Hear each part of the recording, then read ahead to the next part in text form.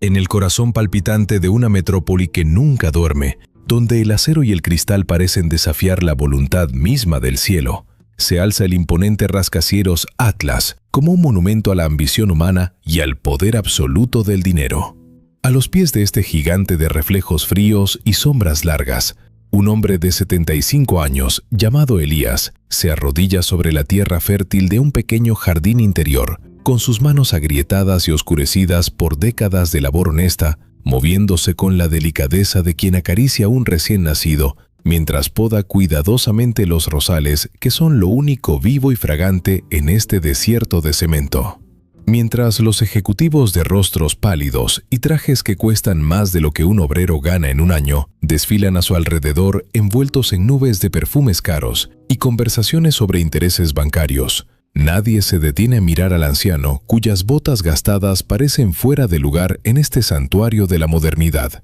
pues para ellos, Elías no es más que parte del paisaje, un estorbo necesario para que las flores sigan vivas y el aire no huela únicamente a polución. El contraste es brutal y doloroso, porque mientras el edificio brilla con una luz artificial que intenta ocultar las grietas del alma de quienes lo habitan, las manos de Elías cuentan la verdadera historia de la supervivencia y el sacrificio que nadie en ese lugar está dispuesto a escuchar, ni mucho menos a valorar.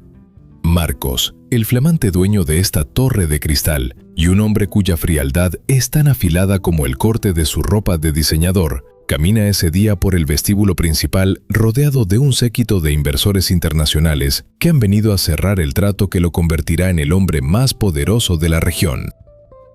El éxito de Marcos depende de una expansión masiva que duplicará el tamaño del edificio, borrando para siempre ese pequeño jardín que él considera una mancha en su currículum de hierro, un vestigio de un pasado de pobreza que ha intentado enterrar bajo capas de lujos y arrogancia. Cuando uno de los inversores más influyentes se detiene ante el jardín y señala con un gesto de repugnancia al anciano que sigue trabajando ajeno a la tormenta que se avecina, preguntando quién es ese indigente que arruina la estética de la fachada, Marcos siente que la sangre se le congela, no por vergüenza filial, sino por miedo a perder su prestigio.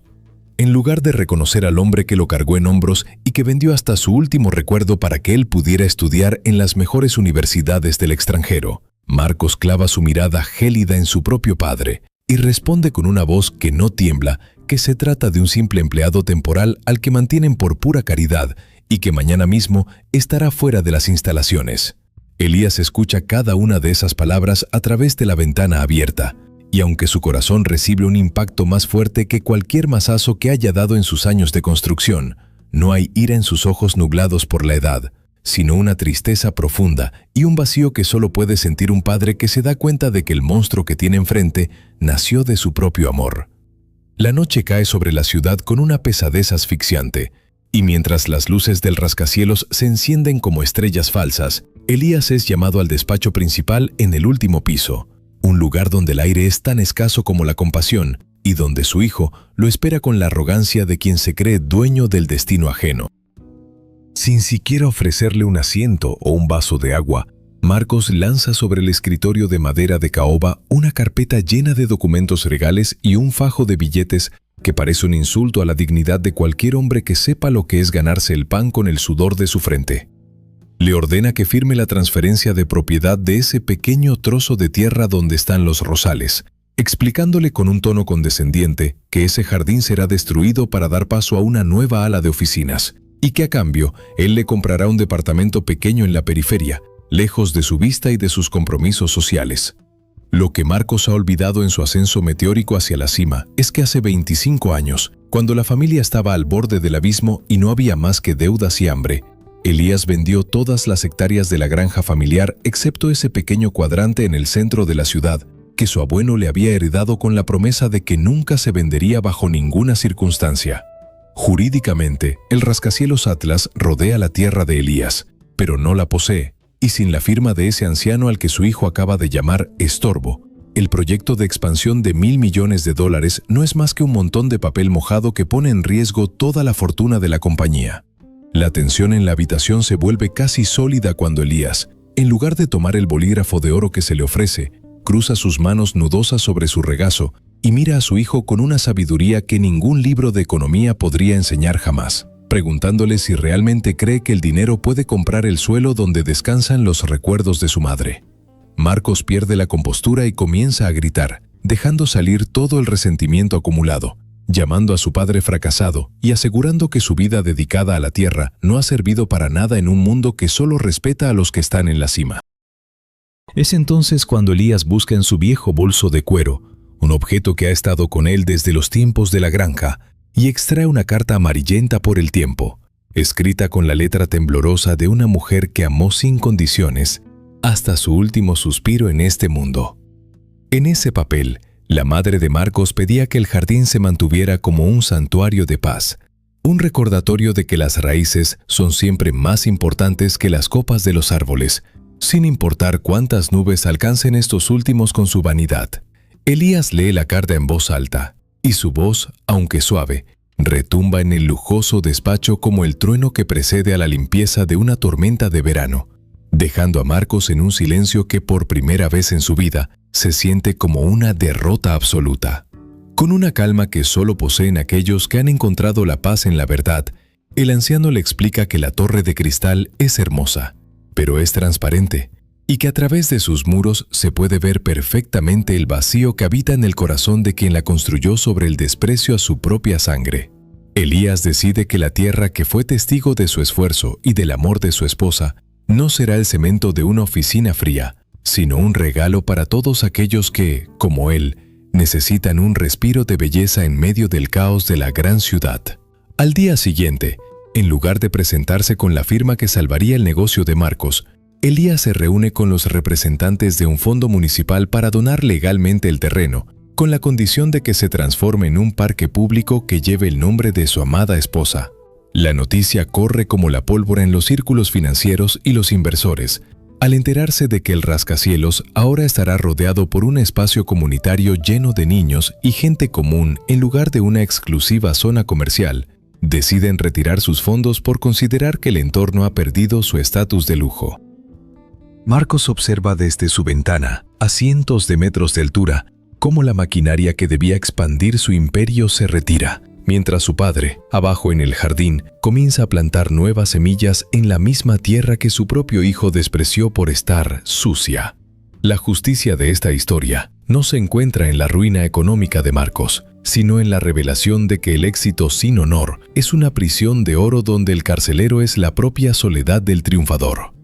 Elías se aleja del lugar por última vez, ajustando su vieja chlapa y sintiendo que el peso de los años ha desaparecido, pues ha cumplido con su deber hacia el pasado y ha asegurado un futuro de dignidad para el lugar donde sus raíces siempre fueron profundas. Puedes subir hasta el piso más alto del rascacielos más caro del mundo, pero si has olvidado el camino de regreso a la casa de tu padre y el valor de la tierra que te dio de comer, terminarás siendo el hombre más rico del cementerio y el más pobre de espíritu.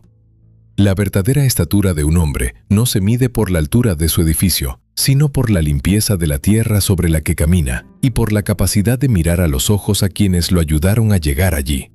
La justicia no es obtener todo lo que deseas, sino tener la claridad de alma necesaria para entender que lo que realmente importa no se puede comprar con ninguna cuenta bancaria por más ceros que tenga. Al final del día, cuando las luces de la oficina se apagan y el silencio se adueña de los pasillos de mármol, solo queda la verdad desnuda de nuestras acciones y el eco de las palabras que dijimos a quienes más nos amaron. ¿De qué sirve conquistar el mundo entero si para hacerlo has tenido que pisotear el jardín que tu propio padre cultivó con tanto amor y sacrificio solo para verte crecer? El eco de esa pregunta quedó flotando en el aire denso del despacho presidencial mucho después de que los pasos de Elías dejaran de escucharse en el pasillo, dejando a Marcos sumido en una penumbra que ninguna lámpara de diseño podía disipar mientras observaba sus propias manos, tan limpias y suaves, que de repente le parecieron extrañas y vacías ante la magnitud del vacío que acababa de abrirse bajo sus pies. El pánico comenzó a filtrarse por las grietas de su armadura de arrogancia cuando el teléfono sobre el escritorio empezó a vibrar con una insistencia agresiva, mostrando en la pantalla el nombre del inversor principal, un hombre que no aceptaba excusas y que ya había olido la debilidad en el ambiente como un tiburón que detecta una gota de sangre en el océano. Marcos intentó recuperar el control, carraspeó para aclarar su voz y respondió con una seguridad fingida, pero al otro lado solo escuchó una sentencia fría que le informaba que el contrato de fideicomiso se cancelaría en menos de 24 horas si no presentaba el certificado de propiedad total del terreno circundante. Desesperado, llamó a su jefe de seguridad y le ordenó que siguiera a su padre, que no lo perdiera de vista ni un segundo, mientras su mente retorcida empezaba a tramar un plan desesperado para invalidar la cordura de Elías o demostrar que el documento que poseía era una falsificación burda de una época olvidada. Pero mientras los motores de la ambición se recalentaban en el piso más alto, en las calles la realidad estaba tomando un rumbo que ningún abogado de ciudad podría predecir, ya que Elías no se dirigió a una humilde pensión ni a la estación de autobuses, sino que caminó con paso firme hacia una vieja notaría situada en un barrio que Marcos no había visitado en décadas. Allí, en una oficina que olía a papel antiguo y a tabaco de pipa, lo esperaba un hombre de su misma edad, un viejo amigo que había custodiado secretos mucho más pesados que una simple escritura de propiedad, y que al ver a Elías entrar solo asintió en silencio, sabiendo que el momento de la verdad que habían pactado hacía 20 años finalmente había llegado. Sin cruzar más que un par de palabras, sacaron de una caja fuerte un sobre lacrado que contenía no solo la titularidad del jardín, sino una serie de grabaciones y testimonios notariales que Elías había ido acumulando en secreto durante sus visitas semanales a la ciudad, documentos que probaban que la construcción del rascacielos Atlas se había realizado violando normativas ambientales y de suelo que Marcos había ocultado mediante sobornos a inspectores municipales. La jugada de Elías no era solo un acto de rebeldía sentimental, era un movimiento maestro de ajedrez diseñado para proteger la memoria de su familia y al mismo tiempo obligar a su hijo a enfrentar las consecuencias de sus actos antes de que fuera demasiado tarde para salvar su alma. Mientras tanto, en el lobby del rascacielos, un grupo de operarios contratados por Marcos por una suma exorbitante llegaba con maquinaria ligera con la intención de destruir el jardín bajo el amparo de la noche. Aprovechando que el personal administrativo ya se había retirado y que el registro legal aún no procesaba la donación al fondo público. El capataz de la obra, un hombre rudo que solo seguía órdenes, se detuvo frente a los rosales y sintió un escalofrío inexplicable al ver que, a pesar de la oscuridad, las flores parecían brillar con una intensidad sobrenatural, como si la tierra misma estuviera reteniendo el aliento antes de la batalla definitiva. Justo cuando la primera pala mecánica se disponía a desgarrar la capa de tierra fértil, un convoy de patrullas de la Policía Ambiental y representantes del Ministerio de Cultura irrumpió en el lugar, encabezados por la figura menuda pero imponente de una mujer que Marcos reconoció desde el balcón con horror. Era Lucía, la abogada que años atrás él había humillado en un juicio por desahucio y que ahora regresaba armada con una orden judicial de protección inmediata para el jardín de Elías, basándose en el descubrimiento de restos arqueológicos coloniales que supuestamente descansaban bajo las raíces de los árboles. El caos se apoderó de la entrada del edificio, mientras los flashes de los reporteros, alertados de forma anónima, empezaban a iluminar la escena, convirtiendo el secreto sucio de la familia Valdivia en el escándalo nacional del año en cuestión de minutos. Marcos bajó por el ascensor privado, sintiendo que las paredes de cristal se cerraban sobre él como una jaula, y al salir al vestíbulo se encontró cara a cara con la mirada serena de su padre, quien estaba de pie junto a Lucía sosteniendo su vieja maleta de cuero. No hubo gritos ni recriminaciones públicas, solo el sonido del viento silbando entre las columnas del edificio, mientras Elías le entregaba a su hijo una pequeña llave de hierro, la llave de la vieja cabaña donde Marcos había nacido y que él creía demolida hacía mucho tiempo. Elías le susurró al oído que la única forma de reconstruir algo que realmente valga la pena es empezar desde los cimientos que uno mismo intentó destruir, y que esa llave era su última oportunidad para no terminar siendo un fantasma habitando una torre de espejos. En ese instante, uno de los inversores extranjeros, que había observado todo desde la sombra de un pilar, se acercó a Elías y, para sorpresa de todos, le hizo una reverencia respetuosa, revelando que él también era hijo de campesinos y que la integridad del anciano le había recordado por qué había empezado en los negocios en primer lugar. El trato con Marcos estaba muerto, pero el inversor le propuso a Elías financiar la transformación del rascacielos en un centro de investigación botánica y social, un proyecto que mantendría el jardín como el núcleo central de una nueva forma de entender el progreso. Sin embargo, la ambición de Marcos no se apagaría tan fácilmente, y mientras su padre hablaba con los nuevos aliados, él se escabulló hacia el cuarto de máquinas con una mirada de locura en los ojos, decidido a que si él no podía poseer la torre, nadie más lo haría. El rascacielos Atlas, símbolo de la gloria de una generación, empezó a vibrar bajo una serie de alarmas que indicaban un fallo crítico en el sistema eléctrico provocado intencionalmente, mientras el humo empezaba a filtrarse por los conductos de ventilación. En medio del pánico colectivo, Elías no buscó la salida, sino que corrió hacia el interior del edificio buscando a su hijo, sabiendo que el laberinto que Marcos había construido era ahora su propia trampa mortal. La oscuridad se hizo total cuando los generadores explotaron, dejando solo la luz de la luna filtrándose por los enormes ventanales para guiar a un padre que conocía cada rincón de esa estructura, porque él mismo había ayudado a poner las vigas de carga cuando era un obrero joven y lleno de sueños. Encontró a Marcos atrapado en el sector de los servidores, rodeado de chispas y metal incandescente, paralizado por el miedo al ver que su mundo tecnológico se desmoronaba como un castillo de naipes frente a la fuerza bruta de la naturaleza y el error humano.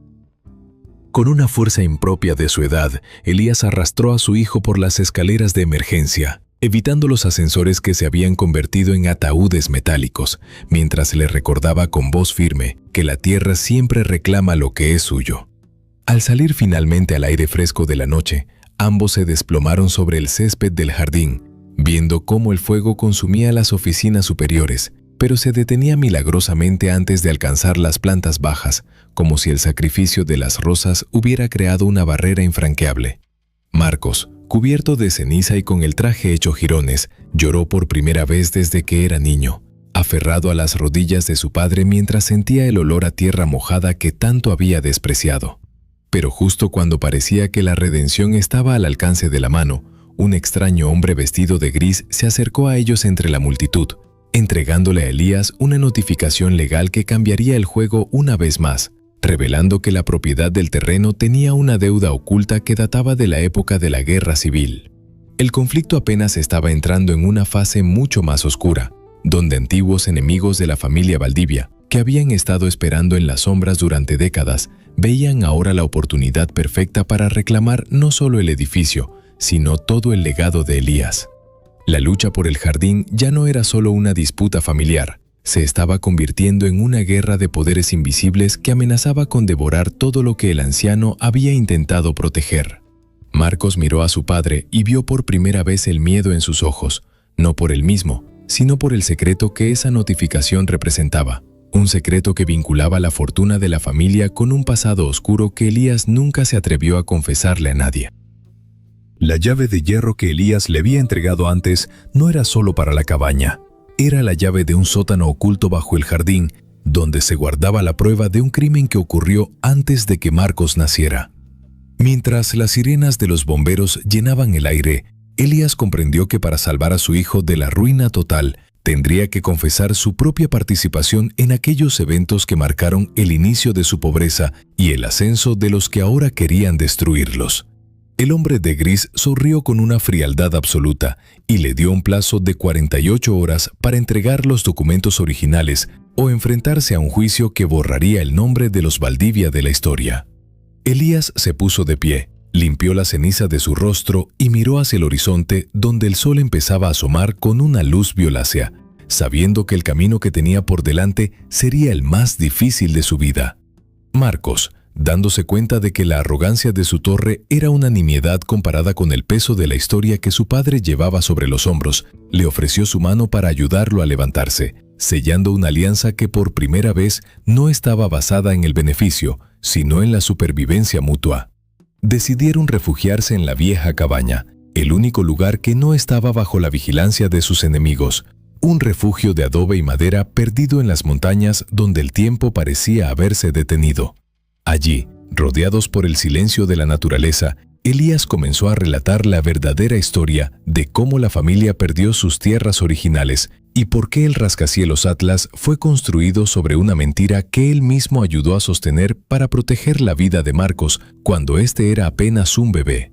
Cada palabra que salía de la boca del anciano era como un puñal que rasgaba el velo de la realidad de su hijo, revelando una red de traiciones que involucraba a los fundadores de la ciudad y a la madre de Marcos en un plan de resistencia que terminó en tragedia. Mientras tanto, en la ciudad, el hombre de gris movilizaba a sus contactos para bloquear las cuentas bancarias de los Valdivia y poner una orden de captura contra Elías, acusándolo de haber provocado el incendio del edificio para ocultar las pruebas de sus supuestos fraudes. La situación se volvía desesperada, mientras la lluvia empezaba a caer con fuerza sobre la cabaña, amenazando con aislar a padre e hijo, en un momento en que cada minuto era vital para encontrar el sótano secreto bajo el rascacielos. Marcos utilizó sus últimos recursos tecnológicos, una tableta que había logrado salvar del incendio, para intentar hackear el sistema de seguridad de la red del rascacielos, descubriendo que el hombre de gris no trabajaba para el gobierno, sino para una corporación internacional que quería apoderarse de los recursos minerales que se encontraban precisamente debajo del jardín de Elías. La importancia del terreno no era solo sentimental o arqueológica, era geoestratégica, y su padre había sido el guardián involuntario de un tesoro que podría cambiar el equilibrio económico de la región. El peligro ya no era solo legal, era físico, ya que mercenarios contratados por la corporación ya estaban rastreando su posición en las montañas utilizando drones de vigilancia térmica. Elías, al ver las luces de los drones en el cielo, supo que el tiempo de las palabras se había acabado y que debían actuar con la astucia de los antiguos habitantes de esas tierras. Guió a Marcos por un sendero oculto que bajaba por la ladera de la montaña, un camino que él mismo había usado años atrás para contrabandear medicinas durante la gran sequía, y que los llevaría directamente a los túneles subterráneos de la ciudad que conectaban con los cimientos del rascacielos Atlas. En la oscuridad de los túneles, donde el agua corría turbia y el aire era pesado, Marcos empezó a comprender la verdadera fortaleza de su padre, una resistencia que no venía del poder, sino de una conexión intrínseca con la realidad física y moral que él había ignorado durante tanto tiempo. Cada paso que daban los alejaba más de la imagen del empresario y el jardinero, convirtiéndolos simplemente en dos hombres luchando por la verdad frente a un sistema que quería convertirlos en ceniza. Al llegar a la base del rascacielos, el lugar estaba custodiado por guardias privados, pero Elías conocía una entrada a través de los conductos de drenaje que él mismo había diseñado décadas atrás cuando trabajaba en la obra civil de la zona. Lograron infiltrarse en el sótano secreto justo cuando el equipo de demolición de la corporación empezaba a taladrar el suelo del jardín, buscando el acceso a los yacimientos minerales que el anciano había protegido con tanto celo. En el interior del sótano, cubierto por el polvo de los años,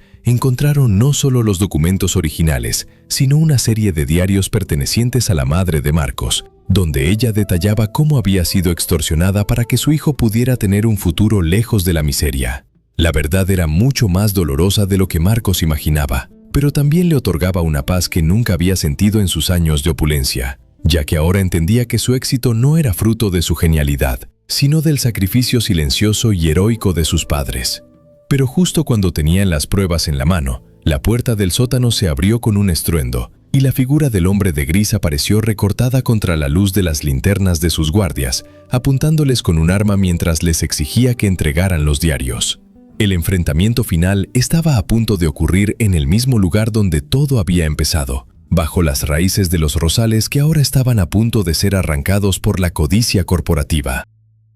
Elías dio un paso al frente, protegiendo a su hijo con su propio cuerpo una vez más, y con una voz que parecía brotar de las profundidades de la tierra, le dijo al hombre de gris que hay secretos que no pueden ser comprados y que la voluntad de un hombre libre es el único mineral que nunca podrán extraer de ese suelo. El hombre de gris apretó el gatillo, pero en ese momento, un temblor sacudió los cimientos del rascacielos, provocado por la inestabilidad que las perforaciones ilegales habían causado en los acuíferos subterráneos. El techo del sótano empezó a ceder, y el agua a presión comenzó a inundar la estancia, creando un caos que permitió a Marcos arrebatarle el arma al guardia más cercano, mientras Elías se aseguraba de poner a salvo los diarios en una bolsa impermeable. La lucha por escapar del edificio que se hundía se convirtió en una carrera contra el tiempo y la furia de los elementos, mientras la estructura de cristal y acero que una vez fue el orgullo de Marcos emitía gemidos metálicos de agonía absoluta.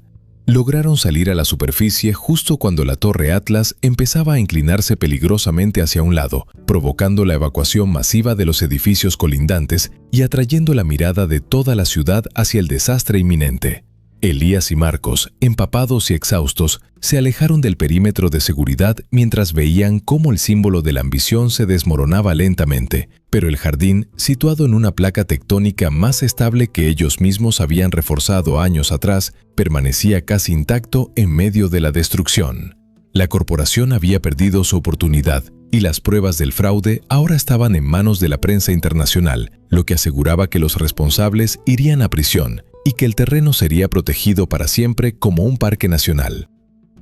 Sin embargo, la historia de los Valdivia no terminaba con la victoria legal, sino con el inicio de una nueva vida, lejos de los focos y las intrigas corporativas, regresando a la cabaña en las montañas para reconstruir no una empresa, sino una relación que había estado muerta durante demasiado tiempo. Pero mientras subía en la montaña, Elías se detuvo y miró hacia atrás, viendo las luces de la ciudad que tanto daño les había hecho, y le confesó a su hijo que aún quedaba un último secreto por revelar, uno que se encontraba en el testamento de su madre y que involucraba a una hermana que Marcos nunca supo que tenía. El impacto de esta revelación dejó a Marcos sin palabras, dándose cuenta de que la red de mentiras y sacrificios era mucho más extensa de lo que había creído, y que su búsqueda de la verdad apenas estaba comenzando en realidad. El hombre que una vez pensó que lo tenía todo bajo control, se daba cuenta ahora de que la vida es un jardín que siempre necesita ser cultivado con cuidado, y que las sorpresas más grandes suelen estar enterradas en lo más profundo de nuestra propia historia personal. Decidieron que buscarían a esa hermana perdida, costara lo que costara, utilizando lo que les quedaba de su fortuna personal para sanar las heridas del pasado en lugar de construir nuevos imperios de vanidad. El camino hacia el encuentro con el pasado se presentaba lleno de sombras y peligros, ya que aquellos que habían mantenido oculta la existencia de su hermana no estarían dispuestos a dejar que la verdad saliera a la luz tan fácilmente. El viaje los llevaría a través de fronteras y culturas que Marcos solo conocía por informes de negocios, obligándolo a confrontar su visión prejuiciosa del mundo y a aprender de la humildad y la sabiduría de las personas humildes que su padre siempre había respetado. En cada pueblo que visitaban, en cada persona que les daba alojamiento o comida, Marcos encontraba un reflejo del hombre que su padre era y del hombre que él mismo podría llegar a ser si lograba dejar atrás su ego de cristal. La búsqueda de su hermana se convirtió en un peregrinaje espiritual que transformó su carácter, suavizando sus rasgos duros y devolviéndole el brillo humano a sus ojos que tanto tiempo habían estado nublados por el frío cálculo del beneficio. Elías, a pesar de su debilidad física, parecía rejuvenecer con cada paso, impulsado por la esperanza de reunir a su familia y de cumplir la promesa que le hizo a su esposa antes de que ella partiera de este mundo. Finalmente, llegaron a una pequeña aldea costera donde los rumores decían que vivía una mujer que poseía la misma mirada penetrante y el mismo amor por las plantas que Elías, una mujer que se dedicaba a educar a los niños huérfanos de la zona y que vivía en una casa llena de flores silvestres. La tensión era máxima cuando se acercaron a la puerta de esa casa, sabiendo que su llegada podría cambiar la vida de esa mujer para siempre y que quizás ella no estaba dispuesta a perdonar el abandono al que fue sometida para proteger a su hermano. Marcos sintió que su corazón golpeaba su pecho con una fuerza que nunca había experimentado en las reuniones de directorio más importantes de su carrera, dándose cuenta de que el verdadero éxito no es una cifra en un balance, sino la capacidad de reconstruir los puentes rotos del afecto y la lealtad. La puerta se abrió y una mujer de unos 35 años, con el cabello alborotado por la brisa marina y las manos manchadas de pintura, los miró con una mezcla de sorpresa y sospecha, sin saber que los dos hombres que tenía delante eran su pasado y su posible futuro. Elías dio un paso adelante, con la carta de su madre en la mano, y con una voz que temblaba por la emoción contenida, pronunció el nombre que había estado guardado en su pecho como un tesoro prohibido durante más de 3 décadas. La mujer soltó el pincel que sostenía, y el silencio que siguió fue interrumpido únicamente por el sonido de las olas rompiendo contra las rocas, un sonido que parecía celebrar el final de una larga espera y el inicio de una historia que nadie en la ciudad de cristal se atrevería a imaginar. Pero en ese instante de reencuentro, un coche oscuro apareció al final de la calle, y 2 hombres de aspecto amenazante bajaron de él, demostrando que los enemigos de los Valdivia no se habían dado por vencidos y que la seguridad de su familia seguía pendiendo de un hilo muy delgado. La lucha por la paz y la verdad estaba lejos de terminar, y ahora tenían una nueva vida que proteger en un juego donde las apuestas seguían subiendo con cada revelación. Marcos se interpuso entre los desconocidos y su hermana, dándose cuenta de que su entrenamiento en las altas esferas del poder le había dado herramientas de negociación que ahora tendría que usar para defender algo mucho más valioso que un rascacielos. La confrontación era inminente, y la pequeña aldea costera se convertiría en el escenario de una batalla donde el valor de un hombre se pondría a prueba de una forma definitiva y desgarradora. Mientras el sol se ocultaba en el horizonte, tiñendo el mar de un rojo intenso, Elías supo que el ciclo de secretos debía cerrarse esa misma noche, sin importar el precio que tuvieran que pagar por su libertad absoluta. La historia de los Valdivia estaba escrita con la tinta del sacrificio y el amor, y cada capítulo nuevo que se abría era un testimonio de que las raíces más profundas son las únicas capaces de sostenernos cuando el mundo entero intenta derribarnos. La mirada de la mujer, al reconocer los rasgos de su padre en el rostro de Elías, se llenó de lágrimas que contenían años de preguntas sin respuesta y de una soledad que ahora encontraba un puerto seguro donde descansar. Pero la amenaza que se acercaba no permitía distracciones, y Marcos tuvo que actuar con una rapidez mental que dejó sorprendidos a los atacantes, utilizando el conocimiento del terreno que su padre le había enseñado en los últimos meses para crear una distracción que les permitiera refugiarse en el interior de la casa. La batalla por su futuro apenas estaba comenzando, y los secretos que aún quedaban por descubrir en los diarios de su madre podrían ser la única arma capaz de derrotar definitivamente a la corporación que quería destruirlos. Elías se sentó en una silla de madera vieja, observando a sus 2 hijos por primera vez juntos, y sintió que su misión en este mundo estaba cerca de completarse, a pesar del peligro que los rodeaba. La fuerza de la familia, que él había intentado preservar a través del silencio y el trabajo duro, era ahora una realidad palpable que ninguna torre de cristal podría jamás igualar en belleza o en resistencia moral. El rugido del motor del coche oscuro rompió la paz de la aldea costera, obligando a Marcos a reaccionar antes de que el miedo paralizara a su hermana recién descubierta, Elena, quien sostenía con fuerza el marco de la puerta mientras trataba de procesar que los 2 desconocidos frente a ella eran parte de una vida que le habían ocultado durante 30 años. Elías se puso de pie con una agilidad sorprendente, impulsado por ese instinto de protección que nunca lo abandonó, y le hizo una señal a Elena para que entrara a la casa, mientras Marcos se adelantaba para enfrentar a los 2 hombres que bajaban del vehículo con una seguridad que solo da la impunidad del poder corporativo. El primero de ellos, un sujeto de facciones afiladas y ojos que parecían 2 cuentas de vidrio frío, se presentó como el representante legal de un consorcio del que Marcos solo había escuchado rumores en las reuniones más secretas de la élite financiera, un grupo que no jugaba con acciones bancarias, sino con el control de recursos estratégicos a nivel continental. Sin preámbulos, el hombre extendió una tablet mostrando una orden de aprehensión internacional contra Elías, acusándolo formalmente de alta traición al patrimonio nacional y de sabotaje industrial por el incendio del rascacielos Atlas, una jugada maestra para aislarlo de cualquier protección legal que pudiera recibir en la pequeña aldea. Marcos comprendió en ese instante que su antigua vida de privilegios no solo no le servía para defender a su familia, sino que lo convertía en un blanco fácil, ya que sus propias cuentas bancarias habían sido utilizadas como rastro para localizarlos, mediante un complejo sistema de rastreo de transacciones que él mismo había ayudado a diseñar años atrás. Elena, lejos de acobardarse, regresó a la entrada con una vieja escopeta de caza que perteneció a su abuelo adoptivo, demostrando que en sus venas corría la misma sangre indomable de Elías y que no permitiría que nadie profanara el santuario de paz que había construido con tanto esfuerzo.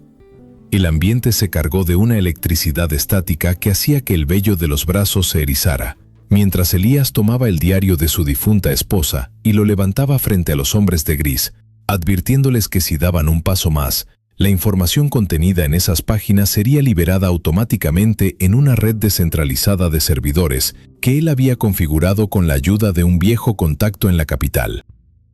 Lo que los agentes de la corporación no sabían era que Elías, en sus años de aparente simplicidad como jardinero, había cultivado una red de informantes y aliados entre los desposeídos de la ciudad, personas que le debían favores de vida o muerte y que estaban listas para actuar al recibir una señal codificada. El representante legal soltó una carcajada seca, alegando que un viejo con las manos sucias de tierra no podía tener el control de una infraestructura tecnológica tan avanzada. Pero su sonrisa se borró cuando su propio teléfono comenzó a vibrar con una notificación de brecha de seguridad en la sede central del consorcio. Elena aprovechó la confusión para guiar a su padre y a su hermano por un pasillo trasero que conducía a un sótano oculto bajo la cocina, un lugar que ella utilizaba para almacenar suministros de emergencia y que tenía una salida directa a los acantilados que bordeaban la costa. Mientras descendían por la escalera de madera que crujía bajo su peso, Marcos le preguntó a su hermana cómo es que ella sabía tanto sobre medidas de seguridad, y ella le confesó que durante años había sentido que alguien la vigilaba desde las sombras y que su madre adoptiva le había advertido que un día su pasado vendría a buscarla con garras de acero. El sótano olía a salitre y a hierbas secas, pero lo más impactante era una pared cubierta de mapas y recortes de periódicos sobre la construcción del rascacielos Atlas, revelando que Elena, sin saberlo, había estado investigando la misma estructura que su hermano poseía, guiada por una intuición que la conectaba con sus raíces perdidas. Elías miró los mapas y señaló un punto específico en la base de la torre que Marcos nunca había visto en los planos arquitectónicos oficiales. Un conducto de ventilación que conectaba directamente con una cámara acorazada donde el consorcio guardaba las pruebas físicas de los sobornos realizados a 3 administraciones gubernamentales. La huida no era suficiente. Para ganar esta guerra, debían regresar al corazón del desastre, infiltrarse en las ruinas del rascacielos Atlas que aún ardía en la capital y recuperar el microfilm original que la madre de Marcos había escondido antes de que la separaran de su hija. Justo cuando llegaban a la salida del túnel que daba a la playa, una explosión ensordecedora sacudió la casa de Elena, indicando que los hombres de gris habían decidido que si no podían llevarse a Elías vivo, borrarían cualquier rastro de su paso por la aldea. Corrieron por la arena húmeda bajo la luz de una luna que parecía observar su desesperación con una indiferencia milenaria, mientras una lancha rápida se aproximaba desde el horizonte, enviada por el contacto secreto de Elías para facilitar su extracción de la zona de peligro. Al subir a la embarcación, Marcos miró hacia atrás y vio las llamas consumiendo la pequeña casa de madera de su hermana, sintiendo una punzada de culpa por haber traído el caos a su vida. Pero Elena le tomó la mano con firmeza y le dijo que ese era el fuego que necesitaba para dejar de esconderse. Durante el trayecto marítimo hacia la capital, Elías abrió el diario de su esposa en una página que nunca antes se había atrevido a leer en voz alta, donde se detallaba que la corporación no solo buscaba los minerales bajo el jardín, sino un antiguo depósito de agua subterránea que era la única fuente pura que quedaba en toda la provincia tras décadas de contaminación industrial. El jardín de Elías era, literalmente, la llave de la supervivencia para millones de personas, y la torre de cristal había sido diseñada para succionar ese recurso y privatizarlo bajo una apariencia de modernidad y progreso tecnológico. Marcos sintió náuseas al darse cuenta de que su fortuna se había construido sobre la base de un plan para matar de sed a su propia gente, y juró que utilizaría cada contacto y cada centavo que le quedara para revertir el daño, aunque eso significara pasar el resto de su vida tras las rejas. La lancha los dejó en un muelle pesquero abandonado en las afueras de la ciudad, donde el aire ya no olía a mar, sino a humo y desesperación, y donde las patrullas del consorcio habían establecido un perímetro de seguridad casi impenetrable alrededor del rascacielos Atlas. Elena, utilizando sus habilidades de camuflaje aprendidas en la costa, los guió a través de los callejones donde los sin techo habían formado una resistencia silenciosa contra la tiranía corporativa, encontrando en cada esquina a alguien dispuesto a ocultarlos o a distraer a las patrullas con falsas alarmas. Elías caminaba con una determinación renovada, como si cada paso hacia la torre le devolviera la fuerza que el tiempo le había robado, recordándole a Marcos que la verdadera autoridad no emana del cargo que uno ocupa, sino de la verdad que uno defiende frente a la injusticia. Al llegar a la entrada oculta del conducto de ventilación en la base de las ruinas, se encontraron con un grupo de antiguos empleados del rascacielos que habían sido despedidos sin indemnización y que ahora custodiaban el acceso, reconociendo a Elías como el hombre que siempre los trató con respeto cuando todos los demás los ignoraban. La infiltración en la torre quemada fue una pesadilla de metal retorcido y sombras amenazantes, donde el calor remanente del incendio hacía que el aire fuera casi irrespirable, y donde cada crujido del edificio parecía el grito de un gigante agonizante. Marcos lideraba el avance utilizando su conocimiento de los sistemas de seguridad ahora desactivados, mientras Elena cubría la retaguardia con una agudeza visual que le permitía detectar los movimientos de las cámaras térmicas que el consorcio había instalado de forma provisional. Encontraron la cámara acorazada protegida por una puerta de titanio que solo se abría con un código genético, algo que Marcos pensó que sería su fin, hasta que Elías le recordó que su ADN era la única llave que los dueños del consorcio nunca pudieron falsificar. Al colocar su mano sobre el escáner, el sistema emitió un pitido grave y la puerta se deslizó lentamente, revelando no solo el microfilm, sino una serie de ataúdes criogénicos que contenían las semillas de especies vegetales extintas que el consorcio planeaba vender al mejor postor una vez que el colapso ambiental fuera total. Elías se arrodilló ante las semillas con lágrimas en los ojos, comprendiendo que el jardín que él cuidaba era solo la superficie de un tesoro mucho más grande que la humanidad necesitaba para volver a empezar después de la era del consumo desenfrenado. Pero la euforia del descubrimiento fue interrumpida por la voz fría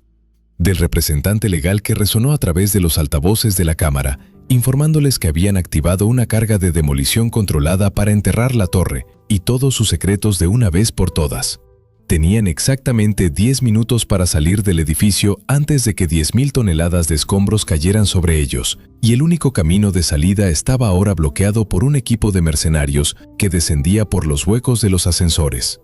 Marcos miró a su padre y a su hermana y supo que la única forma de salvarlos era entregarse como señuelo, dándoles tiempo para escapar por los conductos de drenaje con el microfilm y las semillas. El intercambio de miradas entre el padre y el hijo en ese sótano lleno de historia fue un momento de redención absoluta, donde las palabras sobraban y donde el sacrificio se aceptaba como la forma más alta de amor. Elena se negó a dejar a su hermano, pero Elías, con una autoridad que no admitía réplicas, le ordenó que protegiera el legado de su madre y que se asegurara de que el mundo conociera la verdad sobre el rascacielos Atlas. Mientras Marcos caminaba hacia los mercenarios con las manos en alto, provocándolos con información confidencial que solo él conocía, Elías y Elena se sumergieron en la oscuridad de los túneles inferiores, llevando consigo la esperanza de una nación que no sabía que estaba a punto de ser rescatada.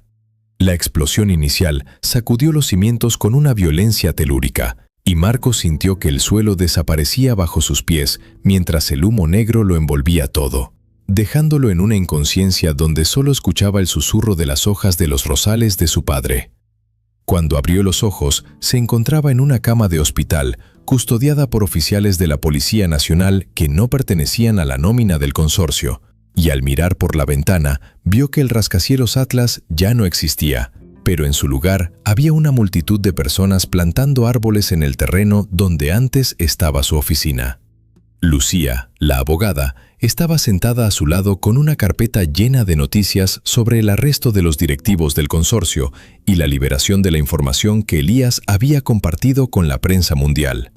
La corporación había caído, pero el precio había sido alto. Elías y Elena habían desaparecido en los túneles tras la explosión y nadie sabía si habían logrado salir con vida antes de que el concreto sellara las salidas.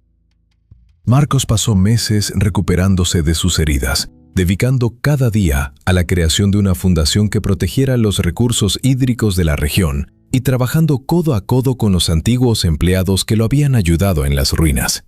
Un atardecer de otoño, mientras caminaba por el nuevo parque público que ahora ocupaba el centro de la ciudad, notó que alguien había colocado una pequeña llave de hierro sobre el banco de madera donde él solía sentarse a reflexionar. Su corazón dio un vuelco al reconocer la llave de la vieja cabaña de las montañas, y al levantar la vista, Vio a lo lejos la figura de un hombre con una schlapa gastada y una mujer de cabello alborotado que lo saludaban desde la sombra de un gran rosal que acababa de florecer milagrosamente en medio del asfalto. Elías y Elena no estaban muertos. Habían regresado a la tierra para seguir cultivando lo que realmente importaba, lejos de los ruidos del poder y bajo la protección de un pueblo que finalmente había aprendido a cuidar sus raíces. Marcos corrió hacia ellos con una alegría que ninguna cifra de negocios le había dado jamás, sintiendo que por primera vez en su vida su camino estaba despejado de espejos y lleno de una luz que no se apagaba al caer la noche.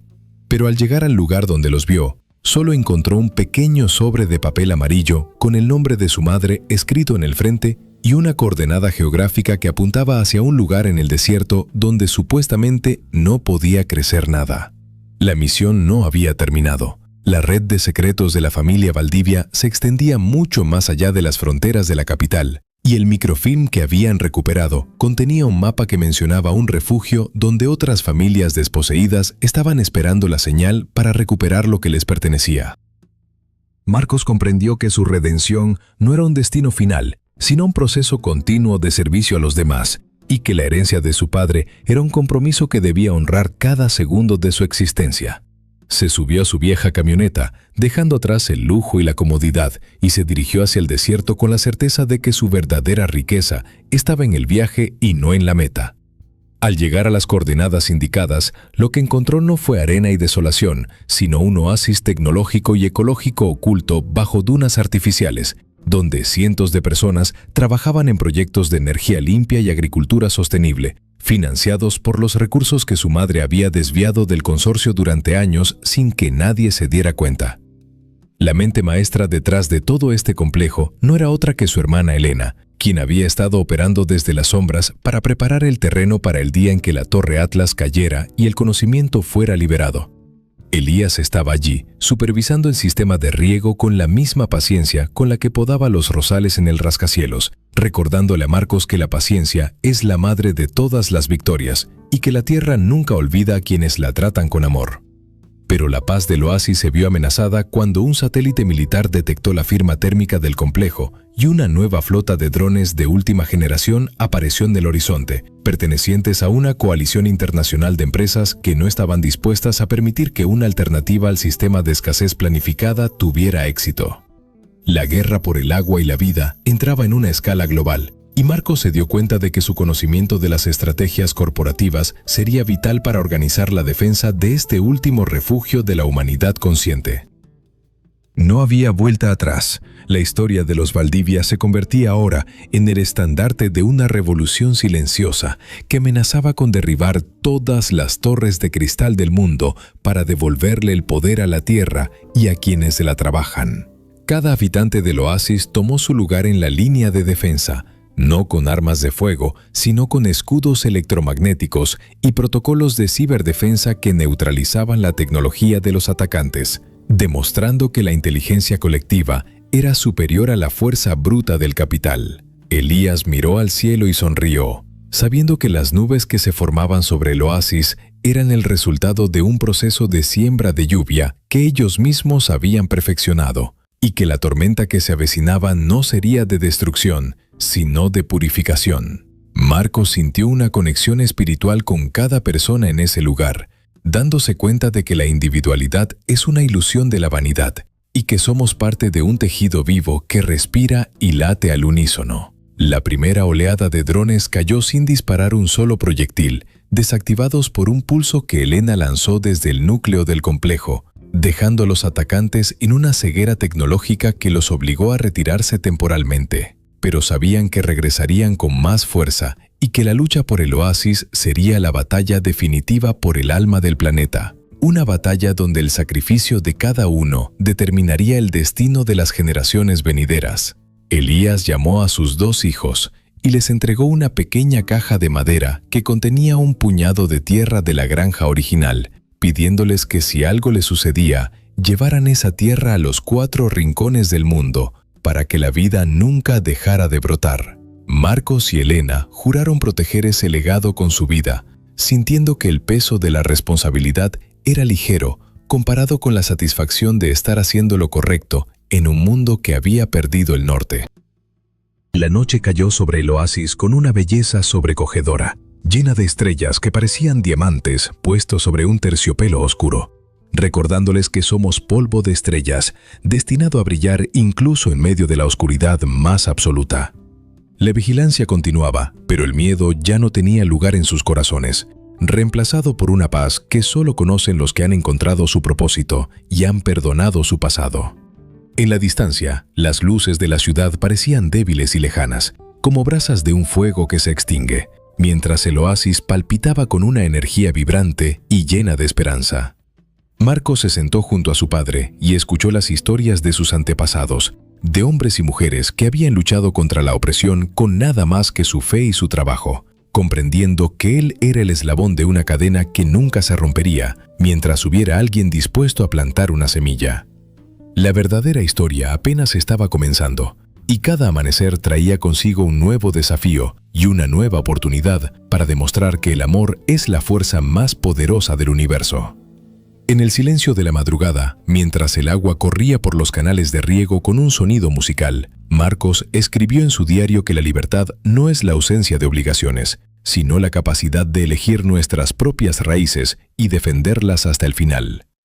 La Torre Atlas había caído, pero la esperanza estaba más alta que nunca, sostenida por las manos de un anciano jardinero que nunca dejó de creer en la magia de la vida. Pero un ruido metálico proveniente del borde del perímetro despertó a todos, indicando que alguien o algo había logrado traspasar las defensas invisibles del oasis durante la hora más oscura. Marcos tomó su linterna y se dirigió hacia el origen del sonido, sintiendo que el misterio de su familia aún tenía un velo que no había sido levantado del todo. Al llegar a la zona del incidente, encontró a un joven exhausto y herido, vestido con un uniforme que no pertenecía a ninguna corporación conocida, sosteniendo un mensaje urgente sellado con el escudo de una organización que supuestamente había desaparecido hacía siglos.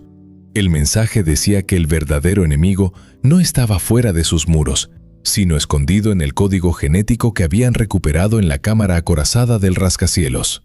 La revelación de que las semillas que salvaron podrían contener un virus latente diseñado para controlar la agricultura mundial dejó a Marcos en un estado de shock, dándose cuenta de que el consorcio había planeado su propia caída, como una forma de infiltrar su arma final en el corazón de la resistencia. Elías y Elena acudieron al lugar y analizaron la información con una rapidez desesperada, comprendiendo que debían purificar las semillas antes de que el virus se activara y destruyera todo el ecosistema del oasis desde adentro. La lucha contra el tiempo y contra un enemigo invisible que estaba presente en lo que más amaban se convirtió en la prueba definitiva de su sabiduría y su integridad moral. Cada segundo contaba, y la tensión en el laboratorio de Elena era tan alta que se podía sentir en el aire, mientras buscaban la secuencia genética necesaria para neutralizar la amenaza antes del amanecer. Marcos se ofreció a realizar el proceso de filtrado manual, una tarea peligrosa que requería una precisión absoluta y que podía exponerlo a una carga viral letal si cometía un error. Elías lo miró con orgullo y dolor, sabiendo que su hijo se había convertido finalmente en el hombre que su madre siempre soñó que sería. La operación comenzó bajo la luz de las lámparas de emergencia, con el destino de la humanidad pendiente de un hilo microscópico que Marcos manipulaba con manos que ahora también estaban manchadas de tierra y esfuerzo. Cada gota de suero purificador era un paso hacia la salvación, y el sudor recorría su frente mientras mantenía la concentración en medio del cansancio extremo. Elena monitoreaba los signos vitales de las semillas, detectando cómo el virus intentaba resistirse a la purificación con una agresividad artificial que confirmaba la perversidad de sus creadores. Justo cuando el sol empezaba a iluminar las dunas, el monitor emitió una señal verde, indicando que la limpieza genética había sido exitosa y que el oasis estaba a salvo de la contaminación interna. Marcos se derrumbó en el suelo, agotado pero con una sonrisa de triunfo, sabiendo que habían ganado la batalla más difícil de todas porque habían vencido al miedo a su propia creación. Pero el joven herido que trajo el mensaje recuperó la conciencia por un momento y le susurró a Marcos que la organización que lo envió no era su aliada, sino un grupo que quería el virus para sus propios fines de dominación global. El peligro se multiplicaba y las sombras se alargaban sobre el oasis, recordándoles que en la lucha por el poder absoluto nunca hay un solo bando, y que la vigilancia constante es el precio de la libertad verdadera. Elías tomó la caja de semillas purificadas y la guardó en un lugar que solo él conocía, decidido a que ningún poder humano volviera a poner sus manos sobre el futuro de la vida en la tierra. Marcos y Elena se miraron, sabiendo que su vida tranquila en el desierto había terminado y que debían prepararse para llevar la lucha a las sedes de esas organizaciones invisibles que jugaban con el destino del mundo desde sus despachos en la sombra. La historia de los Valdivia se expandía hacia un horizonte de intriga internacional y resistencia heroica, donde cada paso adelante revelaba un nuevo estrato de la compleja realidad que gobernaban los dueños del cristal. Estaban listos para el desafío, fortalecidos por el amor de su padre y la memoria de su madre, y con la certeza de que mientras hubiera una semilla pura y una mano dispuesta a plantarla, el mundo siempre tendría una oportunidad de renacer.